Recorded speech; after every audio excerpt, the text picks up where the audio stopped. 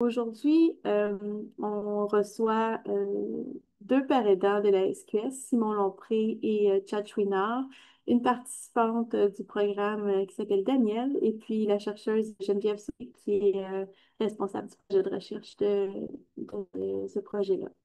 Donc, ça fait un an que ce projet-là est en cours. Il a évolué en cours de route. Et puis, aujourd'hui, on va faire, on va vous expliquer en quoi ça consiste, puis vous donner un aperçu du vécu des participants participantes. Voilà. Donc, pour vous expliquer comment est-ce que ça s'est lancé, ce projet-là, tu peux y aller, Geneviève, pour la prochaine. Donc, mission à la SQS, c'est de contribuer à l'amélioration de la qualité de vie des personnes qui vivent avec la schizophrénie et leurs apparentés et leurs proches, que ce soit pour des activités de soutien ou d'activités éducatives. Donc, pour nous, le projet qu'on vous présente aujourd'hui est vraiment dans le sens de cette mission-là. Donc, à l'interne, l'employabilité des personnes qui vivent avec la schizophrénie, c'est pas un sujet nouveau pour nous. En 2010, on a créé une brochure qui s'appelle Rapport social. C'était une brochure qui était principalement destinée aux employeurs pour leur expliquer en quoi ça pouvait être positif d'embaucher des personnes qui vivent avec la schizophrénie, les accommodements qu'ils pouvaient offrir à ces personnes-là pour favoriser leur retour à l'emploi et puis démystifier aussi c'est quoi la schizophrénie et ses symptômes. Par contre, à ce moment, on n'avait aucun parrain quand la brochure, alors que maintenant, on en a cinq. Donc, on a Simon Chad, Joseph-Antoine, Andolphe et l'année dernière, on s'est orienté vers l'accompagnement, vers la vie active puis le travail à la danse parce qu'on croit sincèrement que peuvent nous aider à identifier les besoins des personnes à les à réactiver. Donc, pour s'adapter aux besoins des personnes touchées, il y en a qui sont près du marché du travail, il y en a qui sont plus éloignés, qui ont besoin de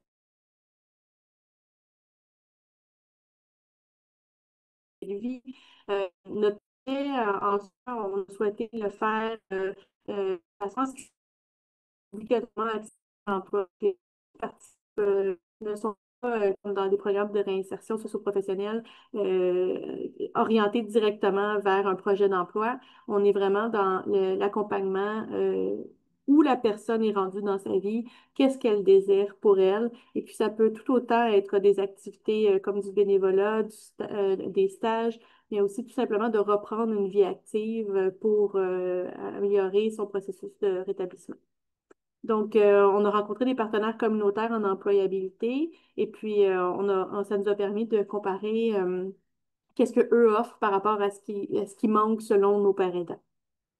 Donc, la pérédance, chez nous, ça a un rôle à jouer dans le processus de retour vers la vie active. Donc, euh, nos pérédants offrent vraiment un soutien qui est différent de ce qui est offert par des conseillers en emploi ou par toutes sortes d'autres professionnels de la santé, là.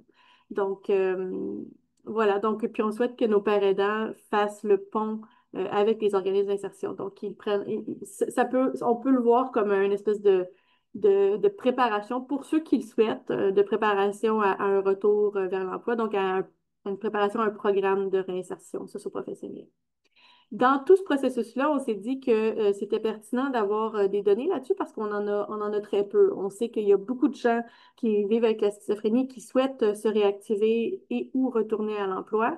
Par contre, à part les programmes de réinsertion socio-professionnelle, on a très peu de données sur c'est quoi qu'est-ce que la paire-aidance peut faire dans ce processus-là, où est-ce qu'ils peuvent aider, où est-ce qu'ils sont utiles, à quel point est-ce que ils font une différence dans le processus de rétablissement et de réactivation. Donc, puisqu'on manquait de données, et puis qu'on espère que cet accompagnement-là qu'on puisse voir les pères aidants comme autre chose que des personnes qui témoignent ou qui font du soutien individuel psychologique, on voulait vraiment que ce soit documenté.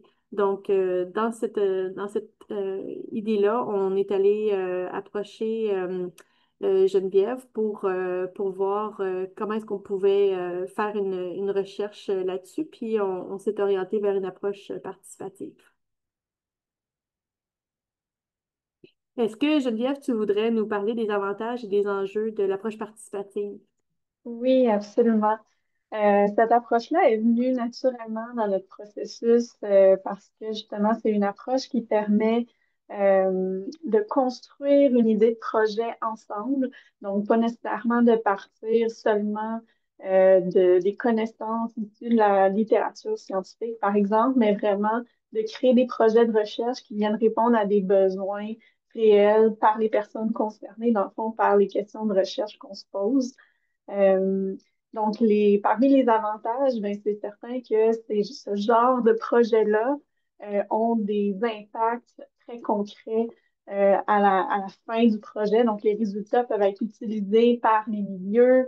C'est des connaissances qui étaient demandées, qu'on voulait avoir. Donc, on évite un peu de tabletter les résultats comme ça arrive des fois en recherche où on fait des projets et malheureusement, les résultats ne sont pas utilisés au maximum là, de ce qu'ils pourraient être. Euh, Puis aussi, ça favorise énormément la collaboration entre la recherche et le terrain. C'est une approche qui permet de mettre tout le monde un peu sur le même pied d'égalité. Donc, il n'y a pas de rapport de force, il n'y a pas de dynamique de pouvoir, des choses comme ça. Tout le monde construit ensemble. Puis, on essaie d'avoir aussi une rémunération qui est fair, donc qui est raisonnable là, pour tout le monde qui est impliqué. Donc, de ne pas assumer que, il y a des gens qui vont contribuer au projet de manière bénévole. Là. On veut vraiment que ce soit utile et une expérience plaisante pour tout le monde. Donc, ça permet de prendre des décisions qui font du sens pour l'ensemble des parties là, qui sont impliquées dans le projet. Parmi les enjeux, le plus gros enjeu, je dirais, c'est que on travaille dans des mondes différents. Je dirais le monde de la recherche parfois a certaines règles, certaines structures qu'il faut suivre. Puis le monde du terrain, la même chose. Euh, donc, en fait, c'est juste d'être créatif dans nos façons de trouver des compromis ou de trouver des façons de faire qui permettent de répondre aux besoins de tout le monde.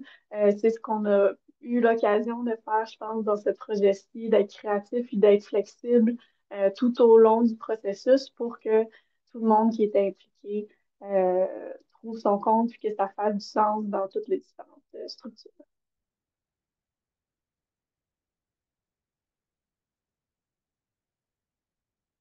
Merci beaucoup, Geneviève. Est-ce que Chad, Chad et Simon, vous voulez donner votre impression par rapport à la construction du projet, mais aussi au processus en soi?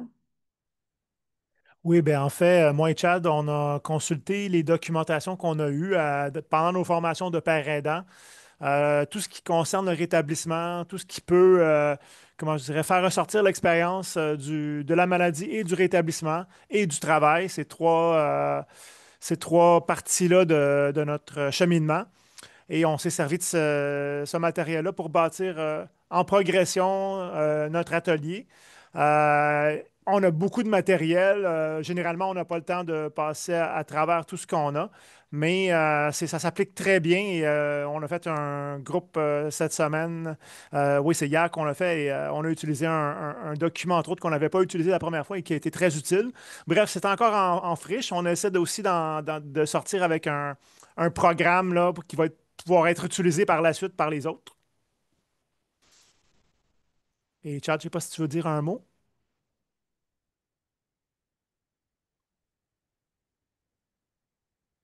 Oh, Chad, on t'entend pas. J'ai oublié mon micro. Parfait. Bon après-midi tout le monde. Oui, par rapport à ça, moi, mon implication avec Simon, quand on m'a demandé de m'impliquer dans le projet, j'ai tout de suite accepté parce que je trouvais, oui, c'est vrai qu'il y a il y a des lacunes, là, dans le fond, là, dans le processus de retour à l'employabilité et à la vie active. On sait qu'il y a juste 20 des personnes qui sont atteintes de schizophrénie qui retournent à l'emploi. Donc, l'objectif, c'est d'essayer d'augmenter le pourcentage avec notre contribution comme père aidant, si c'est possible. Ce qu'on a constaté, puis moi, dans mon parcours de rétablissement, puis ce qu'on fait, moi et Simon, dans un premier temps, on partage notre vécu, comment on est arrivé à la vie active et à l'employabilité, parce que nous aussi, comme moi, particulièrement, j'ai été longtemps inactif. Après une psychose, après plusieurs psychoses, j'ai été inactif, pas sur le marché du travail. J'ai eu un parcours quand même assez atypique à cause de la maladie. Donc, je me suis quand même, j'ai voulu qu'il y ait eu des ruptures dans mon parcours académique, dans mon parcours d'emploi. Donc, on a constaté, moi et Simon, à travers depuis je travaille à la SQS depuis 4 ans, on a constaté lors de nos cafés-causeries, puis lors de nos rencontres avec des usagers, qui manque aussi, il manque d'accompagnement là, vers la vie active et d'employabilité, et entre autres aussi de connaissances envers les organismes en employabilité. Puis moi, dans mon parcours, c'est ça, j'aurais aimé avoir un père aidant, mais à l'époque, il n'y avait pas de père aidant quand j'étais dans mes symptômes, puis que j'étais dans les phases critiques de ma maladie, où j'aurais aimé avoir de l'aide. Euh, je pense que le fait d'avoir parcouru un chemin sinueux par rapport à l'employabilité et à la vie active, Simon aussi, ça a été sinueux. Donc, il a fallu intégrer graduellement. Moi, ce qui s'est passé, j'ai eu des ruptures au travail, tout ça, j'ai perdu un travail, il a fallu que je me réoriente. Ce qui s'est passé, c'est que tout simplement, j'ai tout simplement j'ai commencé par, c'est pour ça qu'on ne mise pas simplement juste sur l'employabilité, on vise aussi l'occupationnel puis le bénévolat. J'ai commencé, moi, particulièrement avec le comité des usagers, et puis j'ai fait du bénévolat, puis par la suite, ben, ça m'a amené à un groupe d'entraide qui m'a amené vers la paraidance par la suite quand j'ai fait c'est à travers, c'est quand j'ai fait la formation par aidant que je me suis aperçu de toute la richesse du programme par aidance. Puis c'est ça qu'on a constaté, moi et Simon, pour arriver au retour à la vie active, à l'emploi, ça prend, moi je trouve qu'un accompagnement au rétablissement, aux notions du rétablissement permet aux gens d'avancer parce que en travaillant le rétablissement, on travaille sur l'estime de soi, on travaille sur la confiance, on travaille sur la stigmatisation, la déstigmatisation, le dévoilement, tout ça qui est important à regarder lors d'un embauche, voir s'il y a si le dévoilement, comment ça se fait, est-ce qu'on le fait, est-ce qu'on le fait pas, avec qui, comment et tout ça. Donc, c'est un peu ça. Puis nous, ce qu'on a appris comme père aidant, ce qu'on s'aperçoit, puis c'est bien aidant. Nous autres, moi, ça m'a aidé à évoluer, puis ça m'aide à évoluer dans mon travail de père aidant. C'est tout ce qu'on a appris dans le corpus là, qui est la notion de c'est quoi le rétablissement, c'est quoi les 5 étapes, c'est quoi les 10 commandements, les 10 composantes du rétablissement. Donc, tout ça permet de comprendre un peu plus c'est quoi le mot rétablissement, parce que le mot rétablissement, moi, je ne le comprenais pas au début, puis c'est ça qu'on s'aperçoit que les gens connaissent le mot, mais mettre du sens sur le mot, puis pouvoir travailler cette notion-là, c'est pas trop, c'est pas facile. Puis nous, on a de la littérature, puis on a beaucoup d'outils. Fait qu'on s'en sert dans les ateliers. On leur transmet en fin de compte toutes les notions du rétablissement, tout ce qu'on a appris, nous, comme parents aidants, qui nous permet d'être plus solides, puis qui nous permet d'être plus stables dans notre travail, de nous maintenir au travail. Et puis, on C'est s'est... vrai que, oh, Oui. excuse-moi, Chad, c'est vrai que le rétablissement est mal compris. Souvent, les gens pensent que par rétablissement, on veut dire retourner à une vie 100% normal selon les normes de la société, ce qui veut dire avoir un emploi, avoir un logement, avoir une famille, tu sais, etc. Mais ce que j'aime, Simon, c'est que tu as une façon différente de l'expliquer ou de le nommer. Oui. Ben en fait, moi, dans le projet, je m'occupe surtout du volet vie active et moi, ça me touche beaucoup parce que c'est ce qui m'a aidé à me rétablir, moi. C'est les options qu'on m'a données dès le début.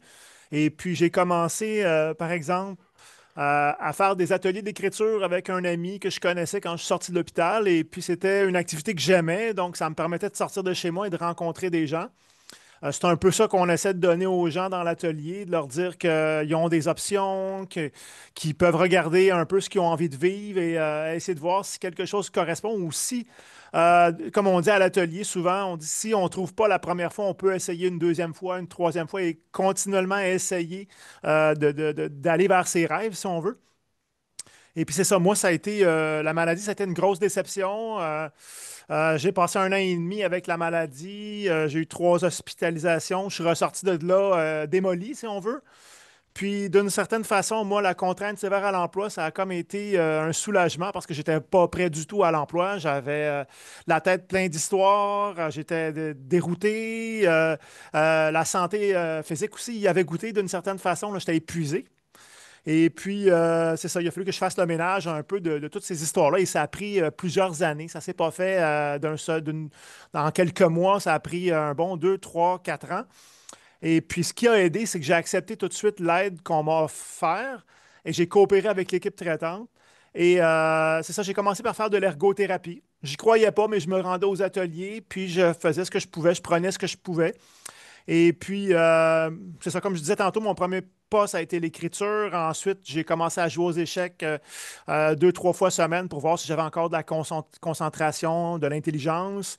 La musicothérapie est importante aussi. J'ai commencé à écouter beaucoup de musique. Il y avait la grande bibliothèque au centre-ville là, qui a ouvert avec plein de collections de disques. Et moi et un ami, on avait l'habitude de se rendre là et on se rencontrait, on partageait nos coups de cœur. Et ça m'a reconstruit. Et la présence justement de cet ami-là qui était à côté de moi tout le long m'a beaucoup aidé. Et ben, c'est ça. En fait, ce qui est arrivé, c'est que mon ergo et une personne de l'arrimage m'ont rencontré et ils m'ont demandé qu'est-ce que tu veux faire, toi? J'ai dit, ben écoute, je leur ai dit que j'avais pas grand possibilité, que j'avais plus vraiment de rêve. Et ils m'ont dit, si tu pouvais rêver, si tu te disais sky is the limit, qu'est-ce que tu ferais? Donc, je leur ai dit, ben, j'aimerais ça travailler dans un programme de création, j'aimerais ça travailler dans une librairie, une bibliothèque, travailler dans un bureau où c'est calme. Et puis, sans le savoir, j'ai choisi un parcours qui a fonctionné parce que j'ai découvert Ben, ma mère, en fait, a découvert un organisme qui s'appelle le Déclic, qui avait un programme de cinéma, Silence, on tourne. Et j'ai participé à ce projet-là où on a fait un documentaire sur les préjugés de violence à l'égard des personnes atteintes de schizophrénie, qui s'appelle Serial Schizo. Et après ce documentaire-là, on m'a demandé d'écrire mon histoire et puis ça a été 2 ans et demi de thérapie. Je pensais pas être capable au début. Finalement, ça a été une belle expérience. Et par la suite, c'est ça, je ne voulais pas retourner sur l'aide sociale parce que le déclic a eu des problèmes financiers. Donc, j'ai appris l'existence du réseau Père aidant, j'ai fait ma formation, mon stage à la SQS et j'ai vu que c'était un endroit vraiment calme, un endroit où je pourrais me rétablir. Et je ne l'ai pas dit au début, mais en fait, le travail de Père aidant, pour moi, ça a été un outil de rétablissement hyper important parce que ça m'a rassuré sur mes capacités, ça m'a donné des outils. Et de jour en jour, j'ai appris un peu mon travail et ça m'a rassuré, ça me donne une raison de vivre aussi. Et puis, ben, c'est ça, en fait, ma vision de la vie active, là, c'est que pour certains, le travail, comme on dit, c'est soit travail, vie active, tout ça. Moi, le travail, pour certains, c'est très dur. Je rencontre des gens qui sont marqués par la maladie, qui ont vécu des expériences difficiles au travail, qui ne voient pas de possibilités pour eux. Donc, c'est pour ça que moi, j'utilise la vie active pour essayer de leur donner des notions de bien-être, leur donner un espoir, si on veut, là, de retrouver une vie active, de retrouver des projets. Et moi, c'est ce qui m'a reconstruit avec l'écriture, le dessin, tout ça. Et puis c'est ça, en fait, là, moi, ce qui était difficile, c'était de recommencer encore. Ça faisait des années avant la maladie, il y a des années difficiles qui sont là. Donc, il fallait que je recommence encore comme si je retournais à l'école finalement. C'était comme un nouveau début. Et puis, je trouvais ça très dur au début de reprendre. J'avais pas envie. Je voyais ça comme une montagne finalement. Et j'avais de la difficulté d'avoir de la perspective aussi. Je ne me voyais pas dans le futur dans un poste ou dans une occupation. De la difficulté à comprendre la situation, tout simplement. Je ne me voyais pas malade et je ne comprenais pas ce qui m'arrivait. Des problèmes de concentration, problèmes de mémoire, perdu mes habiletés sociales, perdu mes habiletés générales, une confiance à rebâtir, des doutes. Il a fallu que je me retrouve des repères, et des nouveaux repères aussi. Et j'avais peur aussi d'un climat toxique, ce qui est déjà arrivé dans un milieu de travail, là, de l'humiliation. Ça ne me tentait pas de revivre ça. Et puis, c'est ça, l'anticipation aussi, la peur que ça se passe mal. Donc, c'est un peu mon apport au projet. Puis, c'est ça. Pour l'instant, dans nos participants, les gens sont tous axés vers la vie active, mais la porte est ouverte pour les gens qui ont besoin de souffler, qui ont besoin d'entendre un message autre qui leur parle et qui leur donne l'envie de se rétablir. Mm. Moi, je Oui. m'occupe davantage du volet retour au travail. Ben, en fait, on se le partage aussi, puis on partage la vie active. Mais par rapport à ça, le retour au travail, pourquoi? Moi, ça a été bien, bien, bien significatif dans mon parcours. Quand j'ai perdu mon emploi là, au début 2000 là, en enseignement, mais par rapport à la maladie, j'étais longtemps, comme j'ai dit tantôt, inactif. Fait que j'essaie de trouver une occupation. C'est sûr que je vois dans l'inactivité, puis j'étais en contrainte sévère à l'emploi, moi aussi, comme Simon. Puis c'est ça qu'on voit dans nos participants. La plupart, ils ont cette situation-là. Puis il y a un gros fossé entre la réalité puis le retour au travail, la réalité puis le retour au travail. C'est pour ça que nous, on vient meubler entre les deux. Mm. Comme je disais tantôt, là, par rapport à nos expériences, comment on s'est remis sur la vie, comment on s'est remis à l'action, comment on s'est remis au travail éventuellement, comment c'est possible d'avoir des rêves et les réaliser malgré nos limites. Parce qu'il faut travailler avec nos forces, puis c'est ça qu'on fait dans les ateliers, on travaille avec les forces. C'est bien important.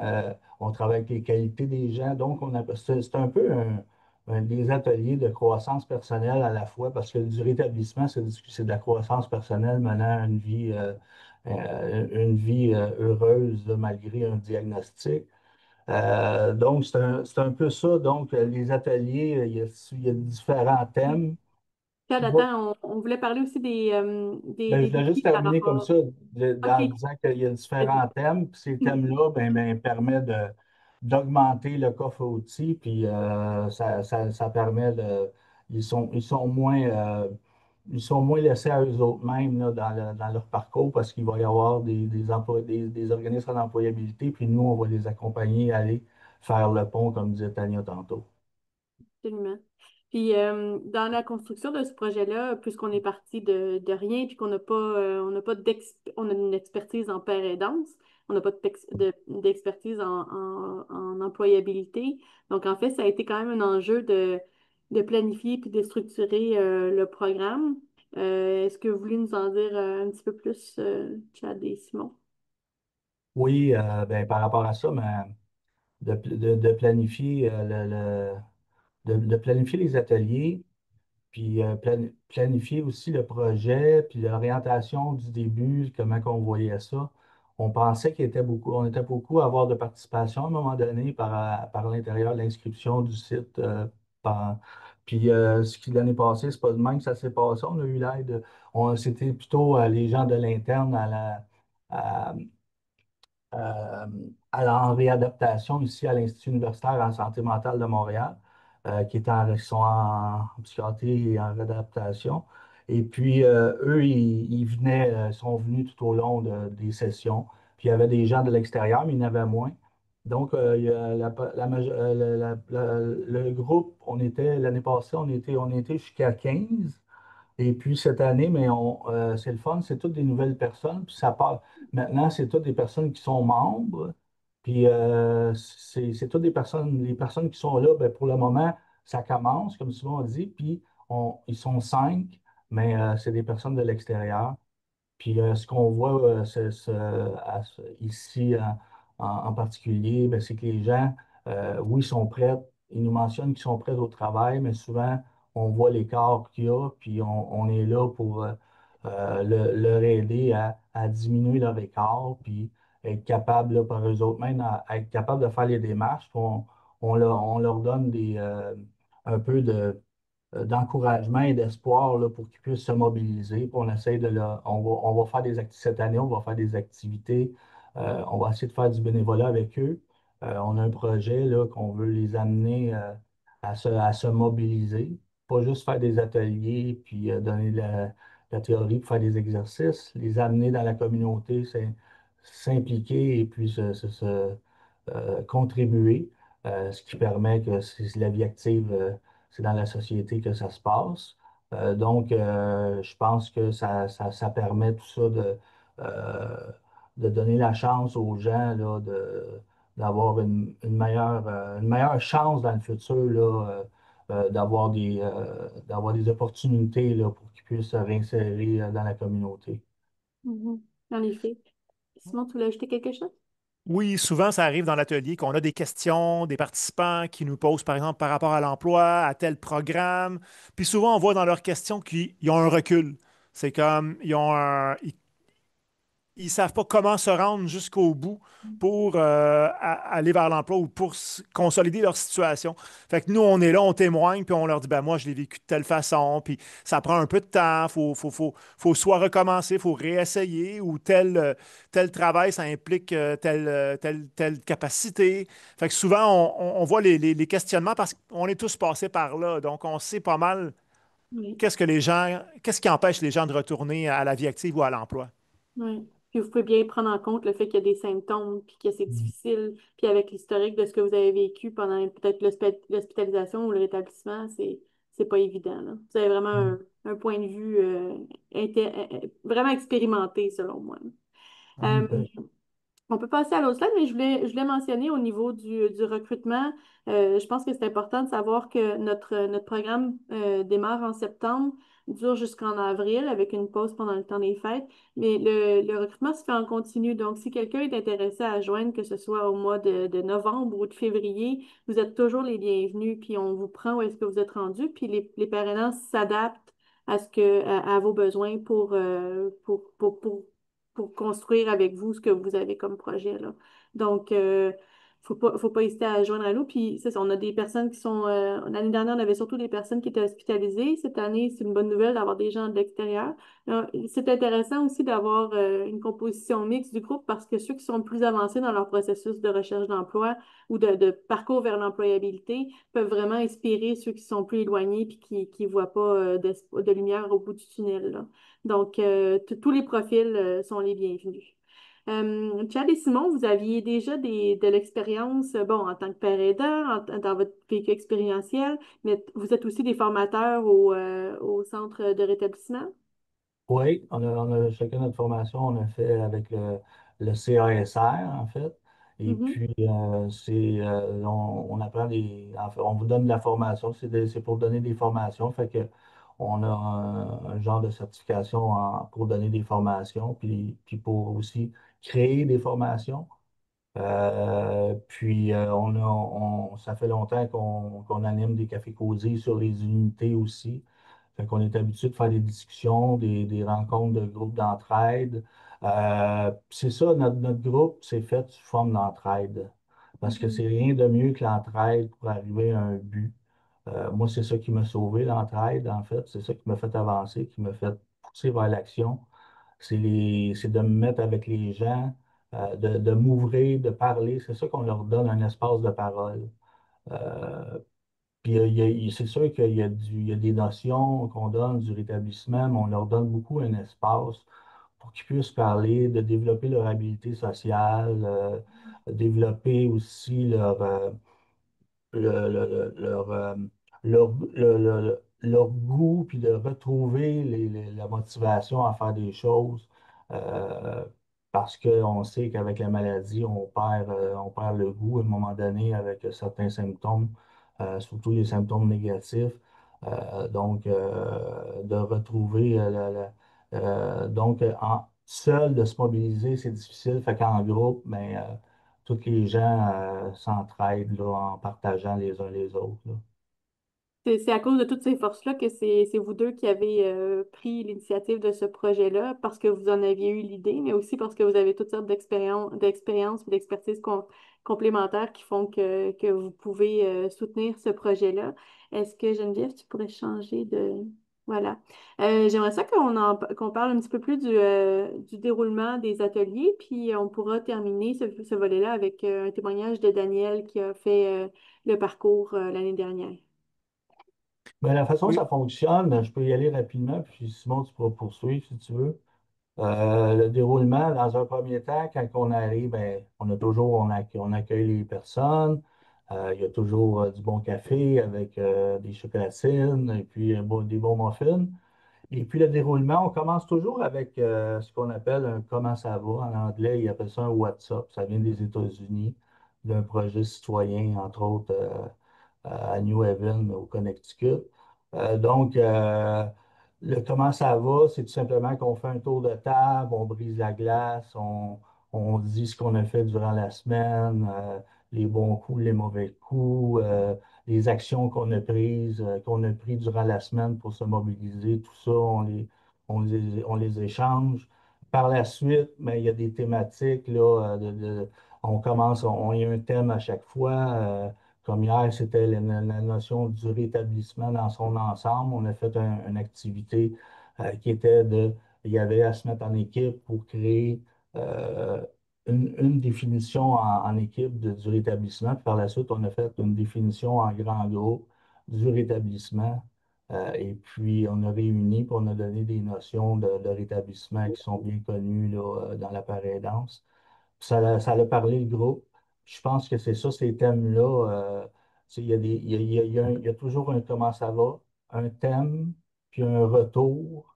Puis c'est toujours comme ça. On essaie de pas trop non plus charger pour laisser de la place, parce qu'on voit que des fois, les gens, on sait que moi, je me rappelle quand j'étais dans leur situation, je manquais beaucoup de concentration. Je manquais beaucoup d'attention dans ma situation. D'y aller tranquillement, d'y aller à leur rythme, puis de ne pas trop charger aussi, puis de laisser place plus à la discussion.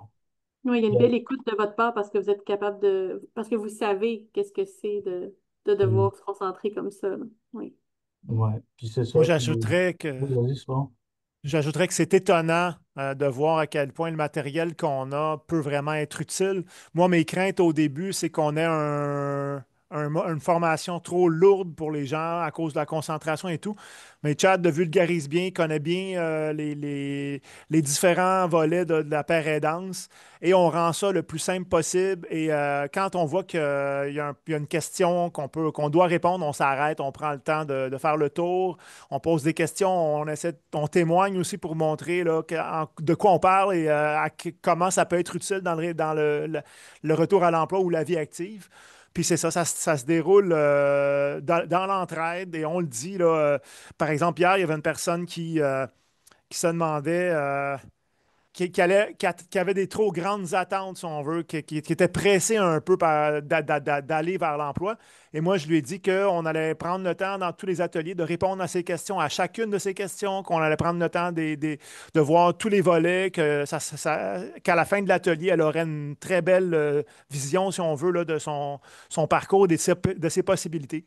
Fait que ça se fait vraiment dans la douceur, le calme, on est bien entouré, disons, là. La bienveillance, oui. Oui. C'est Puis, ça, puis les oui, vas-y. visites d'organismes là, nous Oui, permettent en fin de compte là, d'amener l'information que nous, qu'on n'apporte pas dans nos ateliers, qui sont complémentaires, puis qui sont professionnels pour l'accompagnement en employabilité. Donc, souvent, ce qui est bien, c'est que quand l'année passée, il y a eu des organismes qui sont venus.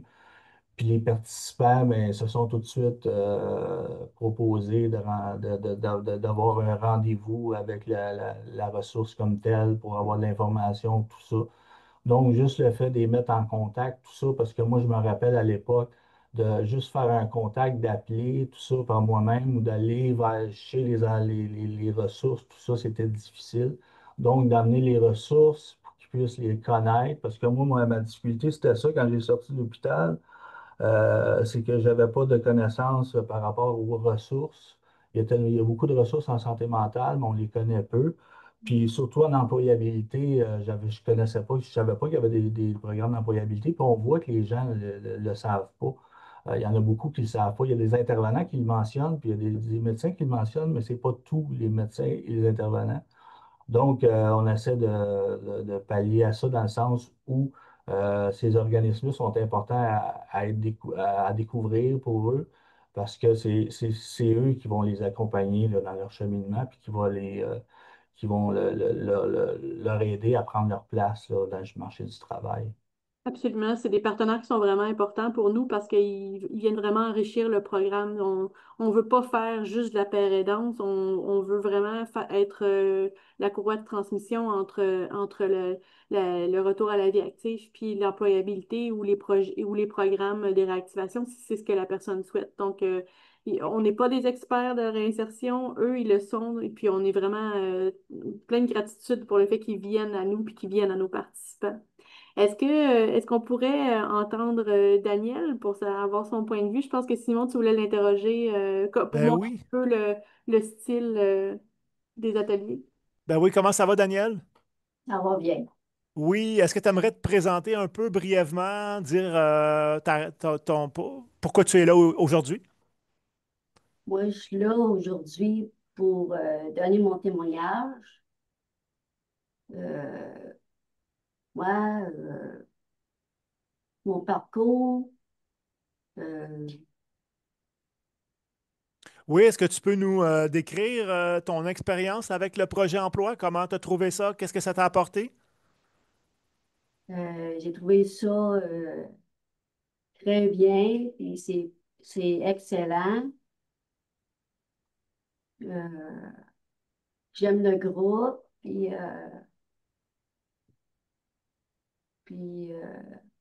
ils ont des bons outils aussi. Et puis, Puis qu'est-ce que tu as aimé le plus? moi, c'est de d'exprimer. Tu avais envie de parler, tu avais envie d'avoir des réponses à tes questions, j'imagine. Ouais. Et puis, est-ce que tu recommanderais aux autres de venir à l'atelier? Qu'est-ce que tu leur dirais, par exemple, si tu voulais présenter l'atelier à des gens qui seraient intéressés? Qu'est-ce que tu leur dirais pour les inviter? Moi, je leur dirais, moi, j'ai participé à l'atelier. Ça vous tente, vous êtes la bienvenue. Ben oui, tu t'es senti accueilli. Et puis maintenant, après, là, tu as fait une première année avec nous. Là, tu en es à ta deuxième année. Comment tu vois ton avenir maintenant? Mon avenir, c'est de partir avec des bons outils, puis aller vers l'emploi. Oui. Et est-ce que tu as des projets? Est-ce qu'il y a quoi qui se précise ou pour l'instant, c'est encore tout grand ouvert? Tout grand ouvert, oui. Ah, ben super. Écoute, on est super content que tu viennes à nos ateliers. Daniel, souvent, c'est la personne qui parle en premier, qui décrit un peu sa semaine, qui nous dit qu'est-ce qui se passe. Il y a souvent beaucoup d'implications, beaucoup de recherches de son côté, puis elle croit en elle, puis c'est vraiment inspirant d'avoir Daniel à nos ateliers. Vraiment le fun. Merci, Daniel, pour ton témoignage.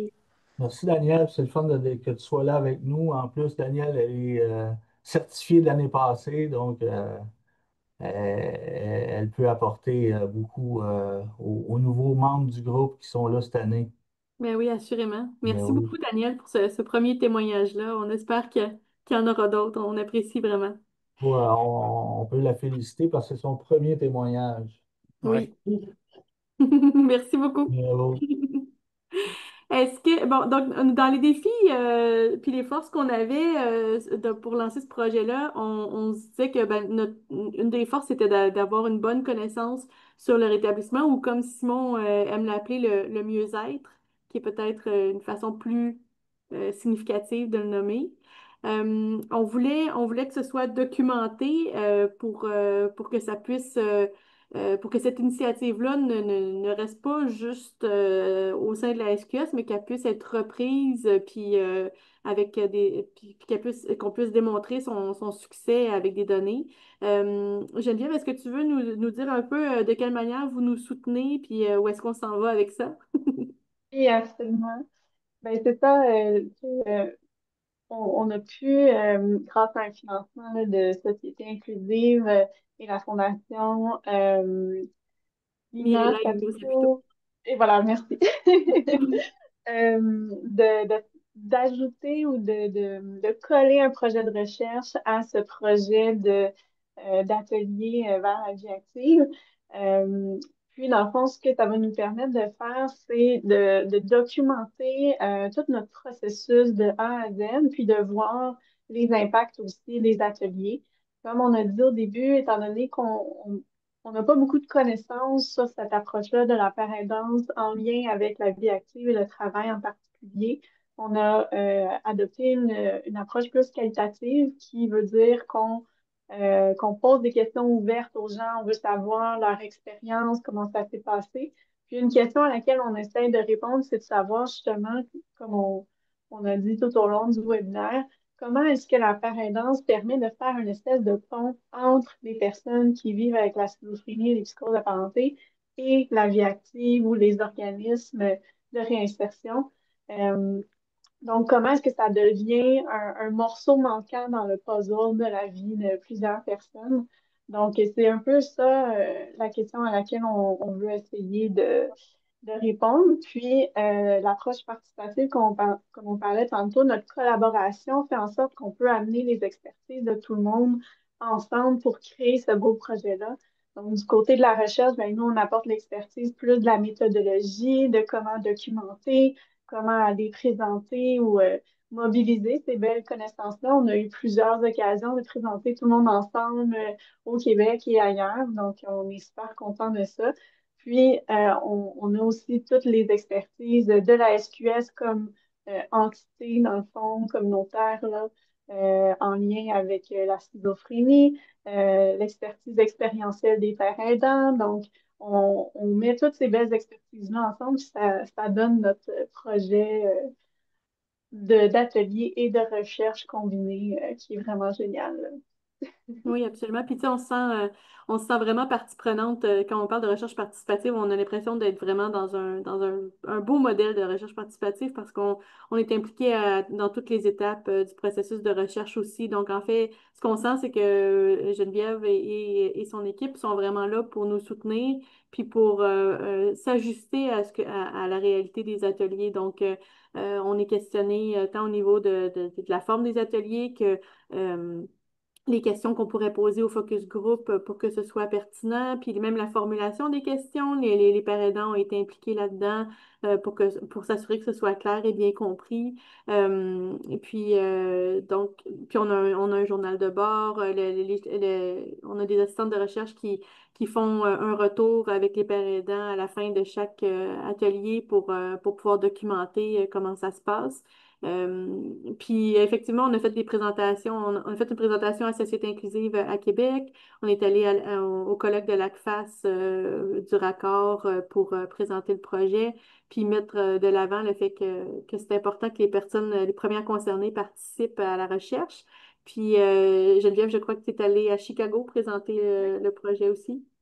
Donc, Exact. on espère que ça continue là-dessus, puis qu'on puisse mieux faire connaître. Puis ce webinaire-là est dans cet objectif-là aussi. Voilà, donc on a appris beaucoup de choses dans la dernière année et demie à peu près, donc qu'on connaissait mal les services ailleurs, donc il fallait qu'on apprenne mieux comment fonctionnait l'écosystème de la réinsertion socio-professionnelle, comment fonctionnait le référencement, qu'est-ce que les ergothérapeutes, les psychiatres, l'équipe traitante parlent des services de réinsertion, est-ce qu'ils parlent de nous, est-ce qu'ils peuvent parler de nous puis de la paraidance pour ce projet-là. Là-dedans, ben, c'est important de ne pas dédoubler l'offre de service, donc de valider auprès des partenaires qu'est-ce qu'eux font, puis qu'est-ce que nous, on peut faire, c'est quoi notre particularité, puis où est-ce qu'on peut aller les aider. Donc, s'aider mutuellement et pas essayer de tirer la couverte de notre côté. Un des défis, c'est aussi de se faire connaître. Donc, c'est difficile de recruter à l'externe. On invite toutes les personnes présentes et qui vont nous écouter par la suite à passer le mot. Euh, et puis on continue de construire en avançant. Donc, c'est à la fois un défi et une force. On s'adapte.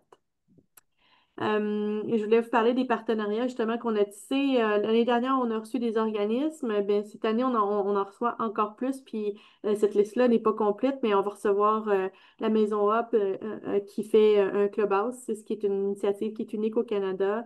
On a Accessible qui va venir nous parler de ses services, Pitrem, la cuisine collective Hochelaga Maisonneuve, Action Autonomie qui vient parler des droits des personnes qui vivent avec un trouble de santé mentale.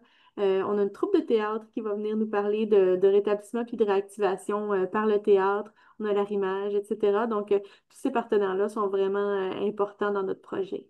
Ensuite, ben, on se demande comment s'assurer de la pérennité du projet, que ce ne soit pas qu'un projet pilote. Geneviève, je pense que la recherche peut nous aider aussi là-dedans.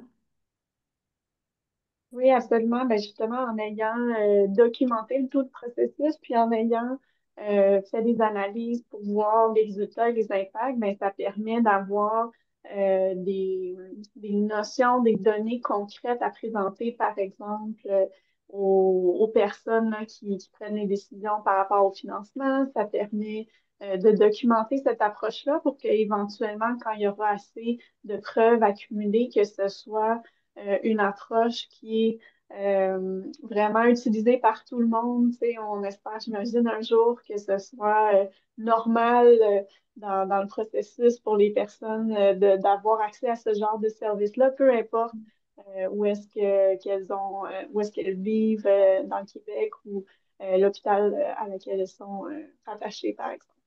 Absolument. Puis tu sais, s'il y a d'autres organismes ailleurs au Québec qui ont envie de lancer un projet semblable, nos pères aidants sont là pour partager leur expérience et leur expertise, là. Donc, n'hésitez pas à nous contacter à la SQS.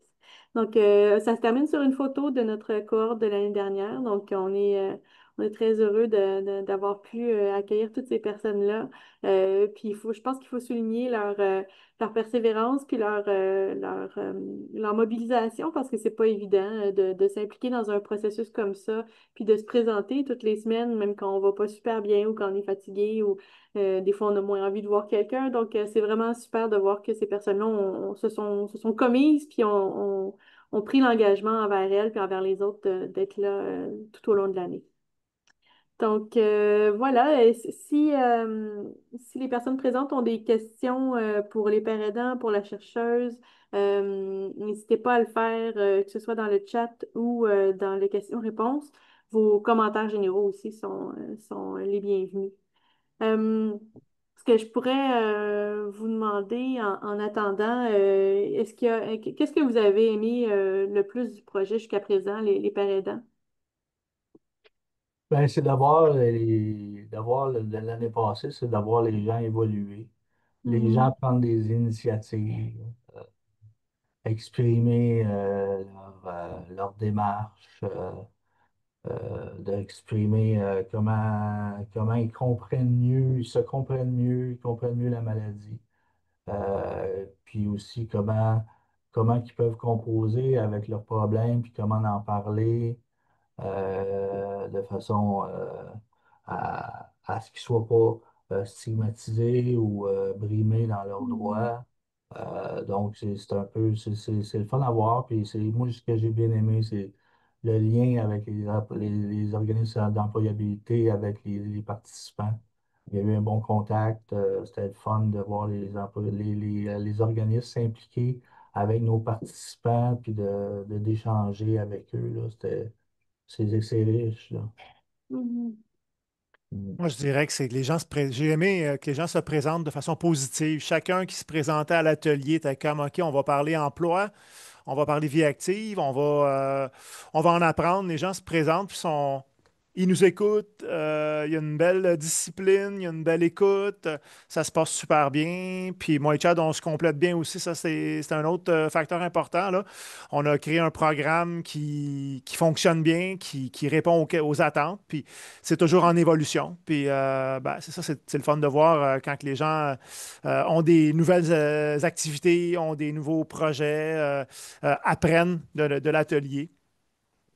Oui, en effet. Puis c'est du beau travail d'équipe que vous faites. D'ailleurs, vous faites pas que l'animation, vous préparez aussi votre contenu. Comment vous faites pour préparer le contenu que vous allez aborder? Mais Mais comme je- on se Ah, prépare dans nos temps dans nos temps où on peut se réunir, mais on se donne toujours des temps aussi, on se bloque des temps pour se préparer. Mhm. Comme on s'est réunis là, pour préparer les 5 premières rencontres là, de cette année. Donc, on prend le temps parce qu'on est pas mal occupé à la SQS, Oui. mais on prend le temps entre deux occupations, entre deux implications à se préparer. Puis ça se passe bien. Puis on a quand même préparé l'année passée aussi, Mm. pas mal. Fait que là, on repasse ça, puis on rajoute des trucs, puis on ajuste, puis ça se passe bien. Mhm. On le fait aussi d'après les questions qu'on a pendant nos ateliers, puis ce que les gens ont envie d'entendre parler. On se fie là-dessus. On sait, nous, ce qui nous a fait du bien, entre autres, dans notre parcours. Fait qu'on mise l'accent là-dessus. Comme Chad disait tantôt, le rétablissement, ce qu'on a appris, les 5 étapes, les composantes, tout ça, ça fait beaucoup de sens quand on prend le temps de s'y arrêter, puis de le décortiquer, puis de l'expliquer, puis de dire que c'est pas sorcier, c'est quelque chose qui est possible pour tout le monde, puis qui peut vraiment aider, faire une différence. Mhm. Vous abordez des questions très concrètes. Tu sais, des fois, c'est plus théorique comme c'est quoi les clés du rétablissement, mais des fois, c'est très concret comme le dévoilement, à qui, pourquoi, est-ce que c'est vraiment nécessaire? Mm. Ouais, c'est une notion qu'on s'attarde assez longuement. On a plusieurs petits vidéos qu'on passe sur le dévoilement. Puis on passe aussi sur le thème le pouvoir d'agir. Mais le dévoilement, c'est important parce qu'on sait que au travail, avec son entourage, à un moment donné, un jour ou l'autre, il faut en parler de notre problématique. Puis des fois, ça peut arriver avec l'employeur qui nous pose la question. Donc, bien se préparer, bien connaître sa question, puis d'être capable de bien la présenter, puis Mhm. d'expliquer pourquoi. Mhm. Puis, est-ce que c'est nécessaire? Tu sais, il y a des milieux, c'est très stigmatisant. Il y a des endroits où c'est mieux de ne pas le mentionner.